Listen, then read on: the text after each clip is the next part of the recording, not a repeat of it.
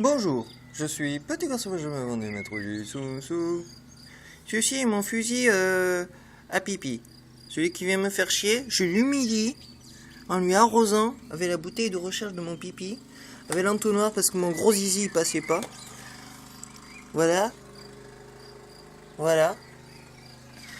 Voilà. Ici, fin d'après-midi, ombre.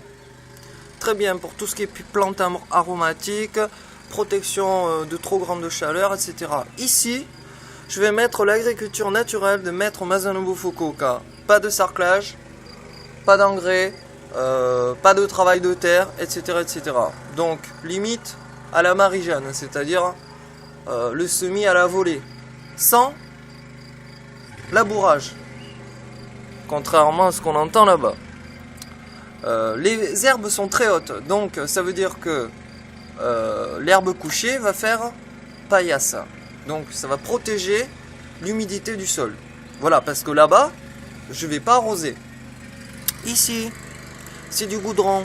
Donc je vais mettre un réseau en zigzag horizontal, permettant ultérieurement de mettre en position verticale. Le même système, je rajoute des tubes en position verticale. Ça se trouve, je vais mettre des bambous, ce qui permet d'avoir une matrice aquaponique en zigzag horizontal, avec du bambou en hors-sol qui pousse verticalement, puis ultérieurement, je fais des trous à 45 degrés pour en faire des tubes matriciels écologiques, puisque c'est en bambou. Voilà. Ici, on peut considérer que c'est un écosystème désert, avec une réflexion du sol en plein été, ultra puissant, plein soleil.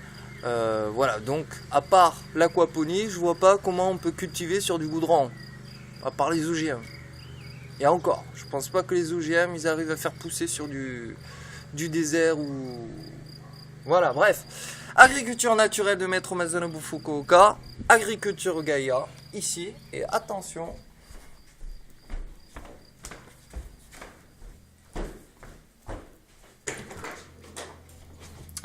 Agriculture traditionnelle industrielle, c'est-à-dire je vais demander à quelqu'un en le payant de faire labour, voilà, comme sur les champs là-bas, et de faire à la volée, la semis, quoi. Là ici je mettrai plutôt pâturage, donc je vais mettre un enclos pour que les volailles soient à l'abri du soleil, plus en liberté, semi-liberté, voilà, pour pas qu'ils aillent chez le voisin ou à Pechta ou Schnock. Donc voilà, donc je vais faire une étude comparative entre l'agriculture traditionnelle, donc classée biologique, organique on va dire. De l'autre côté, je vous ai montré l'agriculture naturelle sur une petite parcelle, donc ce sera proportion mètre carré, productivité bien sûr. Sur le goudron, agriculture naturelle, et ultérieurement, au-dessus des agricultures naturelles et agriculture traditionnelle, je vais mettre agriculture Gaïa, et on vient naturellement finalement à l'agriculture universelle. Amen, Inch'Allah.